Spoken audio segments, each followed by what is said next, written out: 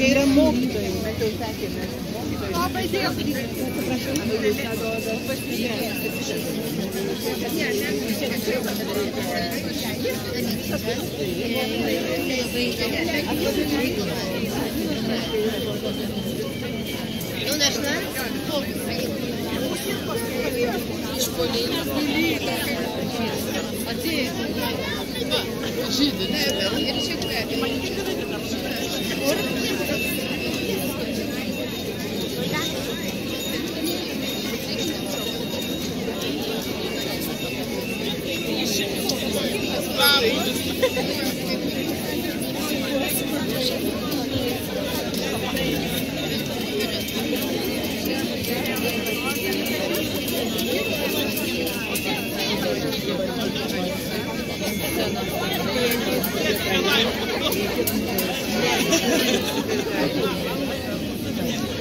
Ministras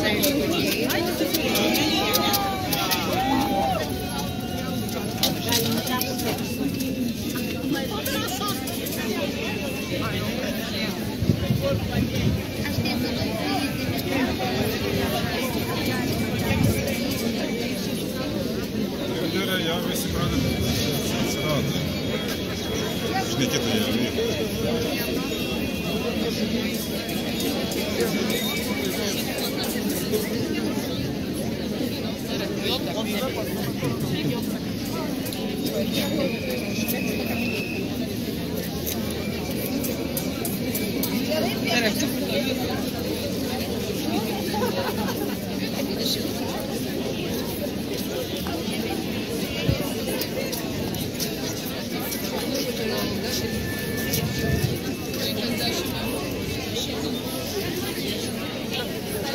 Svarbiausia pradžiuosiu dabar.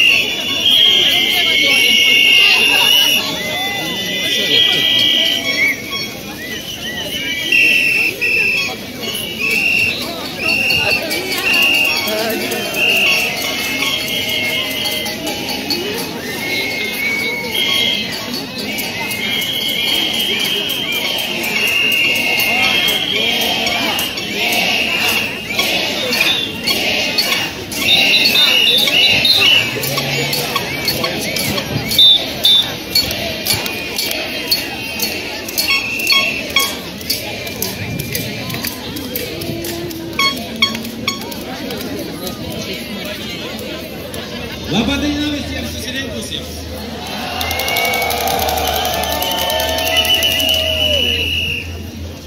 Labą dieną visiems iš visų Lietuvos kampelio atvykusiems.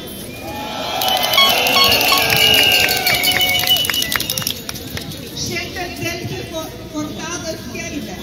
Valstybės deklaruojamas rūpinimas išvykti mokslų tik tušti žodžiai.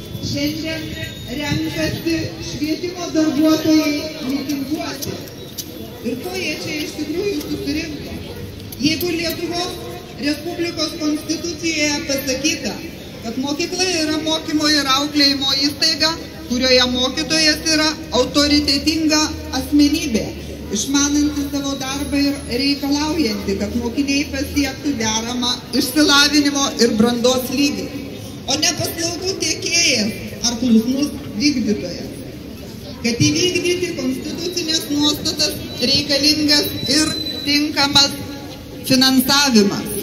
Vyriausybės programa skelbia, kad švietimas ir mokslas yra prioritetinės sritis ir kad vyriausybė laikysis nuostatos ir europinių standartų ir sieks finansavimo skirti 6 procentus savo šalies BVP.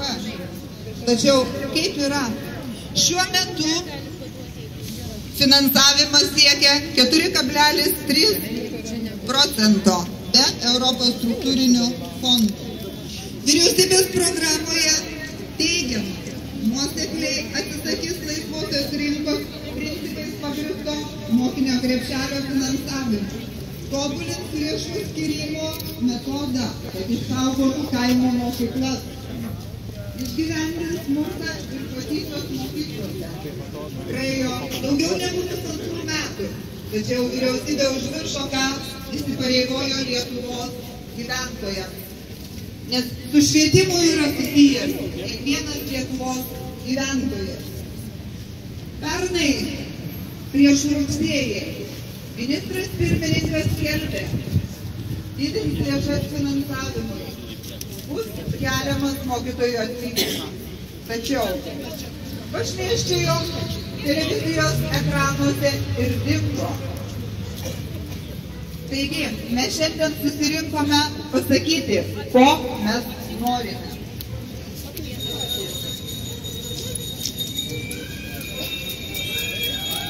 Kalbės Lietuvos švietimo įstaigų profesinės sąjungos pirmininkas Eugenijus Jasinas.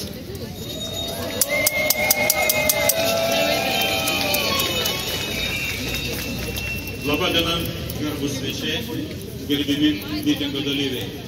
Kaip matote, dangus mums šiandien yra malonesnis, sudarė tinkamas sąlygas pareikšti savo reikalavimus prie vyriausybės rūmų. Šis procesas iš tikrųjų buvo gana ilgas iki šito mitingo.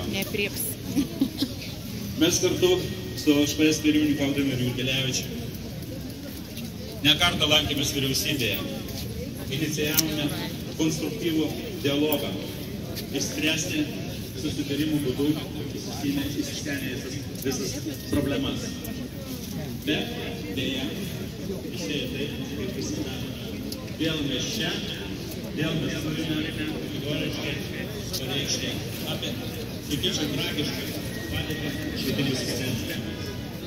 Švietimo sistemos finansavimas, kuris dabartiniu metu